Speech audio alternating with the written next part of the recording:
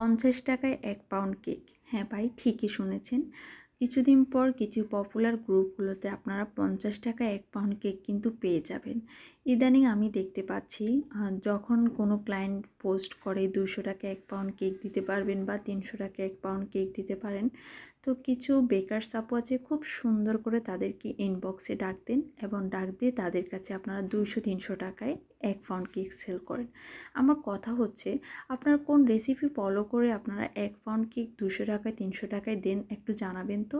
কারণ যদি আপনি আমার ভিডিওটা দেখে থাকেন, আপনি আমাকে জানাবেন অ্যান্ড আমিও আমার ক্লায়েন্টদেরকে ৳২০০ না ভাই, ৳১০০ ৳৫০ ৳২০ ১ পাউন্ড কেক আমিও দিতে চাই আপনাদের মতো।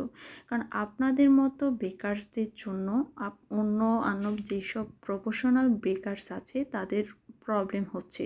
আপনারা যদি সঠিক রেসিপি, ভালো মানসম্মত প্রোডাক্ট দিয়ে কেক না বানিয়ে এভাবে ২০০, ১০০, ৳৩০০ য় ১ পাউন্ড কেক সেল করে থাকেন, তো তাহলে আপনি হোম বেকার হওয়ার কোনো প্রয়োজন নেই। হোম বেকার মানেটা আমার মনে হয় আপনি বুঝেন না।